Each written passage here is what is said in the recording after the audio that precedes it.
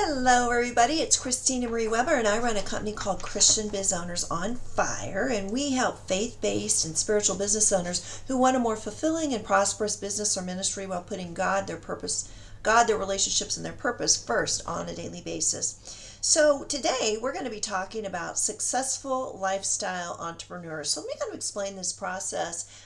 Every month I do an educational video, and I get the topic for those videos. Someone may directly ask me a question. Somebody may, it would be for my clients, someone following me, a prospect. There might be something that I've observed, like with the number of clients or just in general with the entrepreneur population. So I come up with a topic and I just do a deeper dive on that topic. So if you have a question you'd like me to explore, you're welcome to put it in the comments below, or you can reach out to me via my website contact page, christianbizownersonfire.com, or you can send me a direct message on LinkedIn at Christina Marie Weber or Christian Biz Owners on Fire. Just direct message me there. So happy to consider your topic.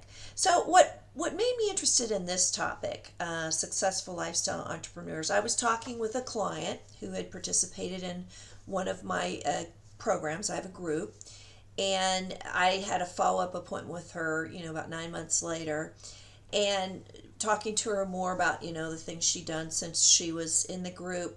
And she made a comment. This woman is older. This is the career she was working on. It was probably like her fourth or fifth career. It was more of a retirement career, but it was something she was passionate about, and she wanted to do it right. She wanted to not lose money. She wanted to not put her family's financial at risk. She wanted to make it something she loves, and she wanted to promote this enterprise that was related to her business. So that's why she came to me, as she realized she really had never done anything like this, and she really needed some of those business skills and really appreciated the Christian lens that I use with clients. So when I talked to her at the end of when we worked together, she's in very great health, lots of energy, but she had gotten some kind of infection, pretty serious, and she was able to whip it or overcome it. But it kind of recalibrated her, that she had decided she was going to dial down a little bit the pressure she was putting on herself in her business. Part of that was to change how she got revenue from projects that had deadlines to projects and things that she would have more control of her schedule around.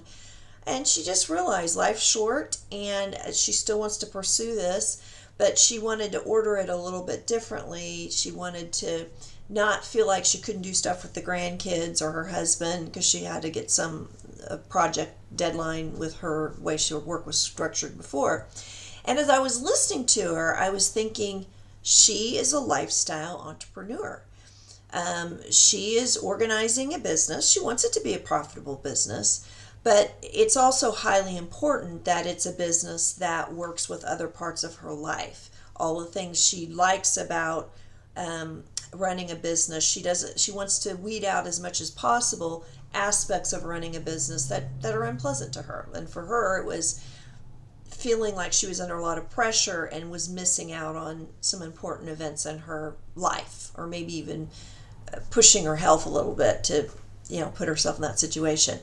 And it's interesting because I had a little personal epiphany about the concept of a lifestyle entrepreneur in this group that I do, and I do a little education piece for the group. And when I was researching what is a lifestyle entrepreneur is, I was like, wow, like this totally defines me. And it was kind of like the first time I really owned that's really what not that all my clients are that, but it is what I am. And so we'll talk more about that. But at the same time, there's some negative perceptions about it. So when I actually looked at the definition, I was like, that really is kind of me. It reminded me of things I've heard different people say kind of in passing, different entrepreneurs, kind of like a lifestyle entrepreneur is somehow less than, or, they're not as serious, kind of like equating that with having a hobby. that's a business. And that's not really what a lifestyle entrepreneur is. So we're going to talk about that today. What is it?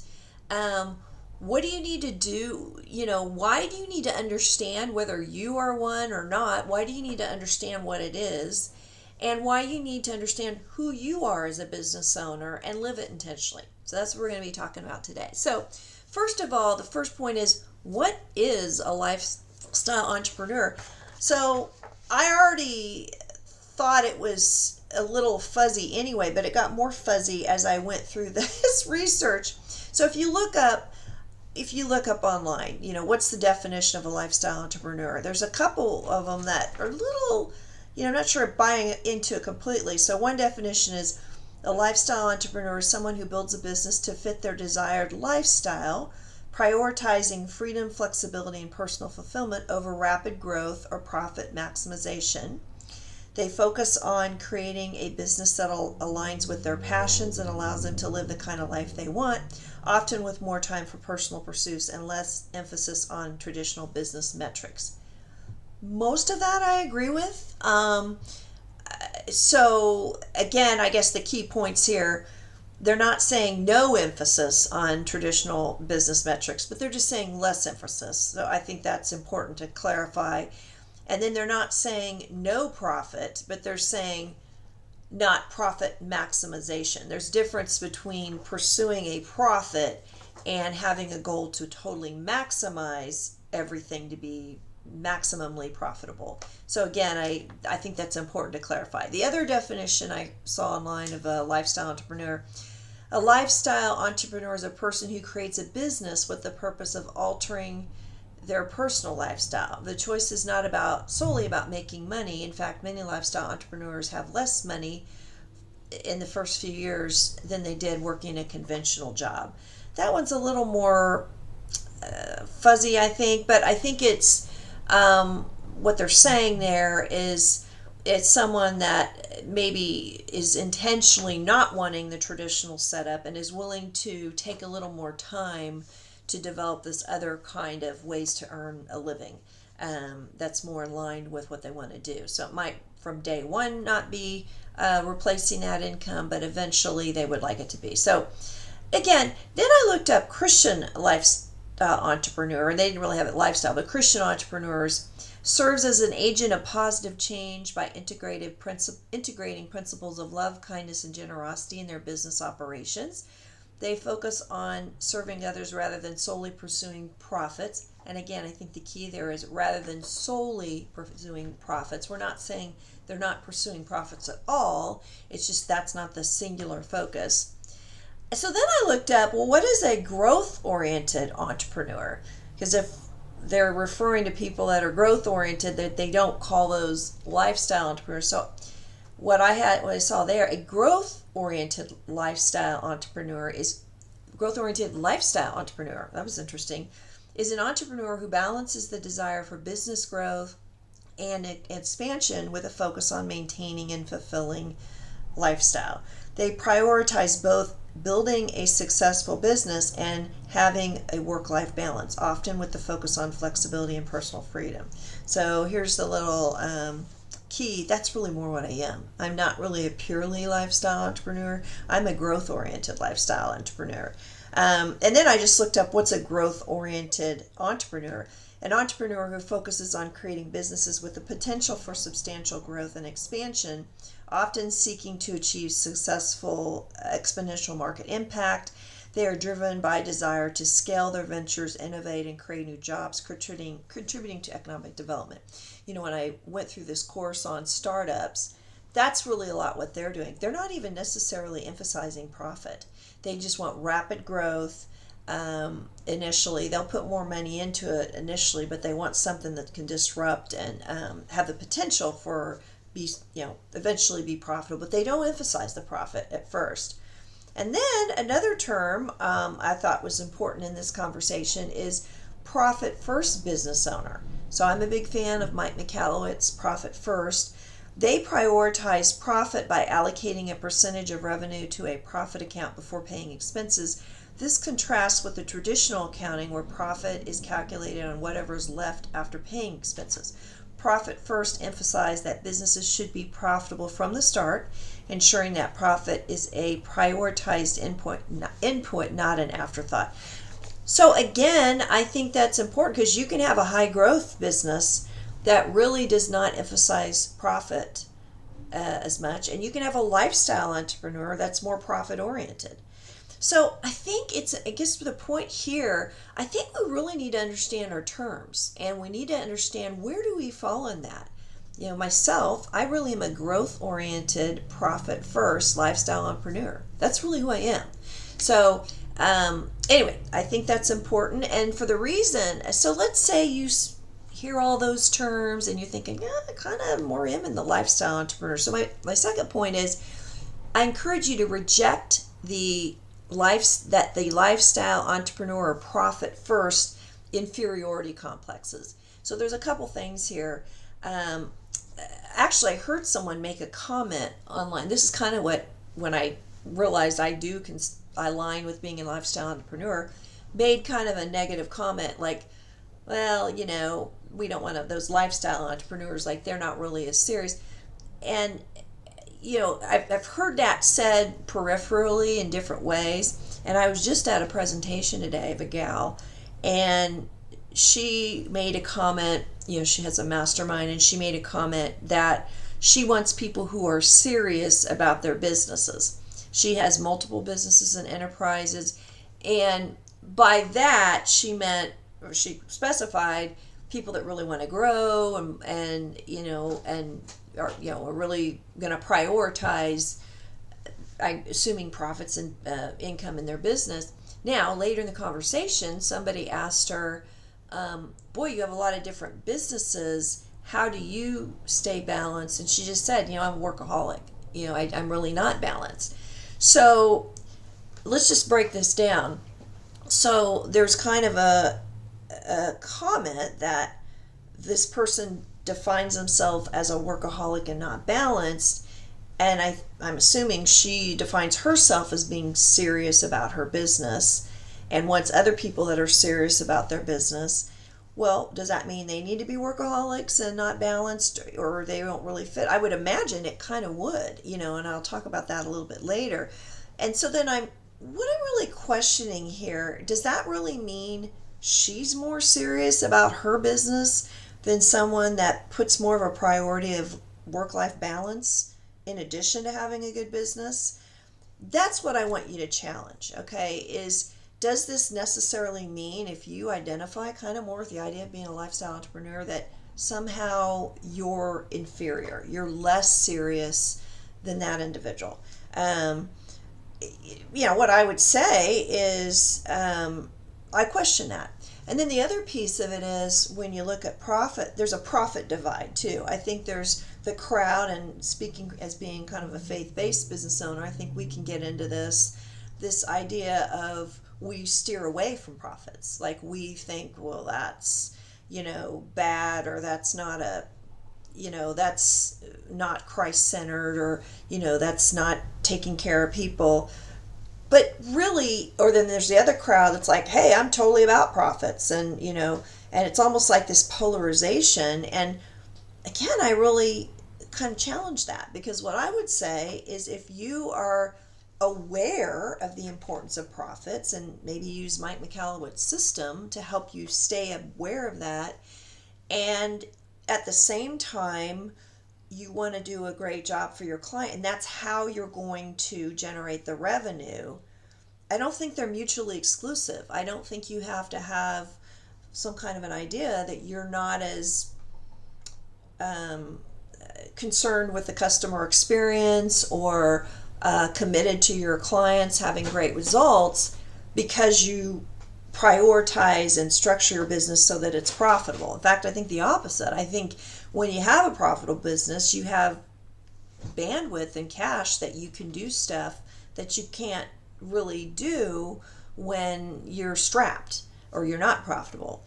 So I don't know. So again, I think there's a confusion that it's either or and all of that. So again, my point here is don't buy into the inferiority complex that somehow if you identify yourself as maybe I do value profit and I consider myself a lifestyle entrepreneur, that's something wrong with you. So the third point, and this is really what I challenge, is I'm going to do a reframe. I think everybody is a lifestyle entrepreneur. And by that, what I mean is it's not about high growth or good work-life balance or healthy cash flow. It's really about your values and how you live them. So let's go back to the gal who defined herself as a workaholic and wants to work with serious business owners. What she's really saying, if you look at what is a workaholic is someone that is spends a disproportionate amount of time on working. Okay, that's a value judgment. That's a value decision. So your values might be to have less free time but more cash coming in. That maybe isn't bad or good. It's just what your values are. Or you might have a value that you're willing to have less time for relationships outside of work. I mean, you have maybe relationships with colleagues or clients because you're working more, but you value that more than maybe having more time for relationships that aren't related to work. You might, the other thing I noticed about this person, she was a little bit overweight. Now I'm actually about 10-15 pounds overweight right now. I've got a little menopause weight I'm getting rid of. I understand trying to drop weight is hard. I mean, it requires, especially as you get older, it does require, a lot of intentionality to do that, and I have been trying to do that.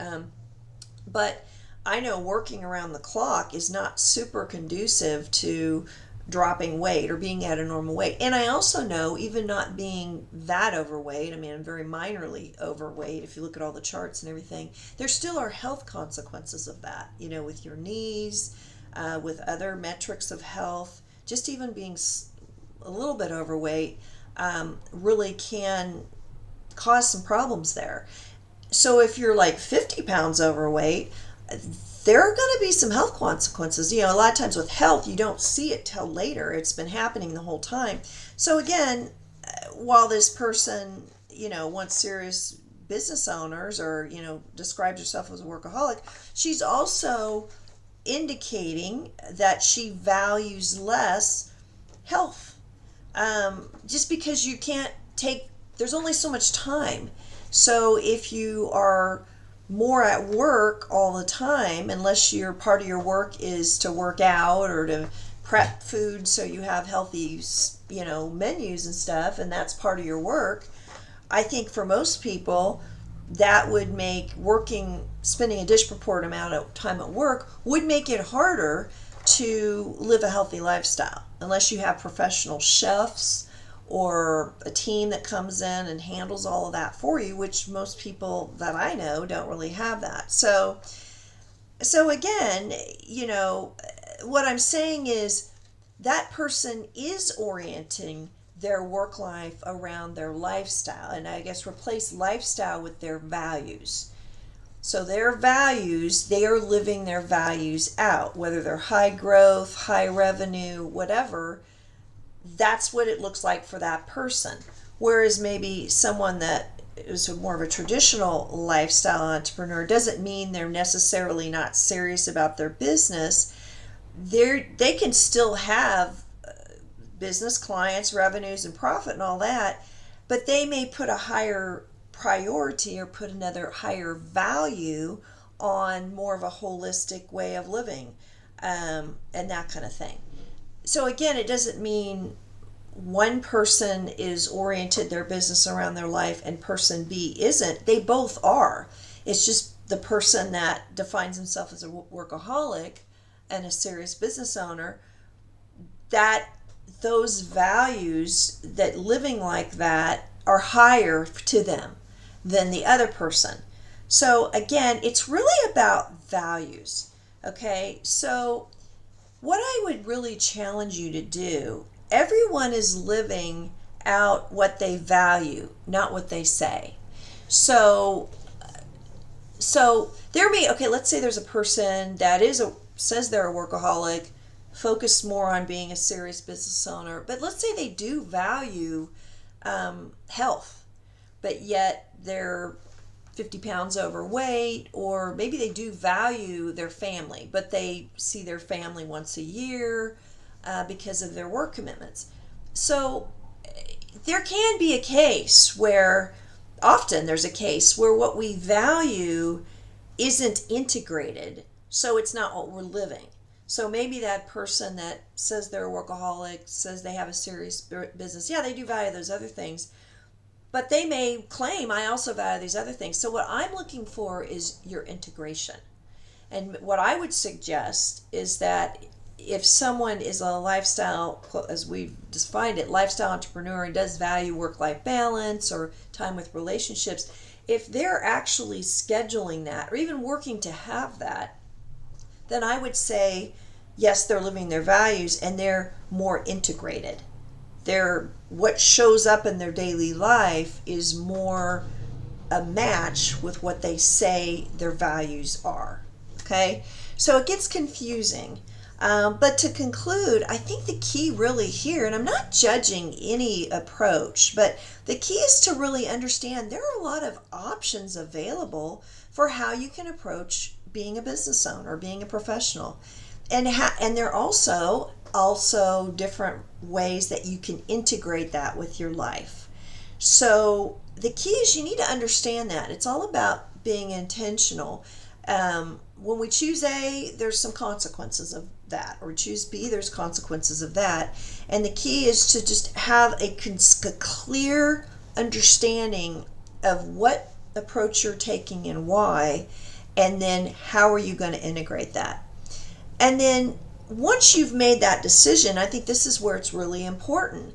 You want to put yourself in personal and professional environments that validate that choice. And I speak from personal experience here. I've been involved in like business entrepreneur things, didn't realize it at the time, where my values and my approach to business really conflicted with the majority of the people in the group. And what it did is it caused me a lot of energy because their strategies are very different than what my strategy, if I was really living, truly embracing the approach I really do now, I would have done different things than I did then. And so it just creates friction. It doesn't support, the whole point of having an entrepreneur kind of support group, which I do think we need, is that we have, we're being given ideas and feedback and support and encouragement from people that kind of want to approach their business and their life similarly. So I think that's really important. And I just really didn't understand how different in the small group of entrepreneurs, people inside that whole group can operate. And so I would encourage you to make sure, know who you are, and then make sure where you're putting yourself is a validation of that, personally and professionally. And the last thing is be clear on your values and consistently get better at integrating them into how you live both your personal and professional life. So just to say, I value health, I still may not have the habits completely of someone who 100% is living that. But if we know something we value and we are working towards it, that's integrated, that's authentic. If you have lip service to something, my family's relationships are important to me, but just your actions don't match that. My family is really important. Your actions don't match that. That's really what I'm encouraging you to challenge, because what that does is it creates a lot of internal conflict. And so what I'm suggesting is, if in this conversation you're realizing, look, I'm not really living what I say is really important to me, or I don't even know, I'm not even clear how someone does live that and still have a successful business. If you have those kind of internal conflicts, you are going to stay stuck in certain ways. You're going to have things that aren't working.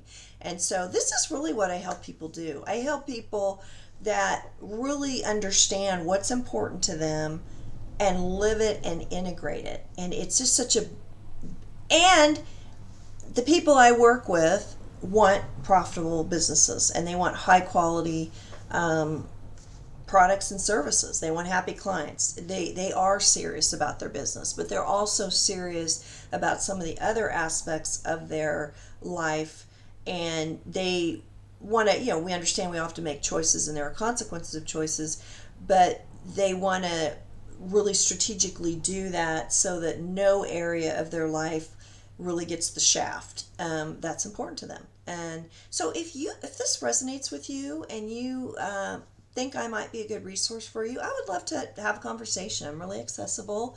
What you need to do is just reach out. You can do that on my website, christianbizownersonfire.com, in the contact page, or you can go on LinkedIn, Christina Marie Weber, or search Christian Biz Owners on Fire, and there you can basically just send me a direct message, put the phrase "ready to thrive," and I'll know kind of that's the conversation you want to have. I'm happy to set up a meeting just to talk with you about how I might be able to support you and what your needs are. So you have a wonderful day, and I look forward to hearing from you soon. Take care.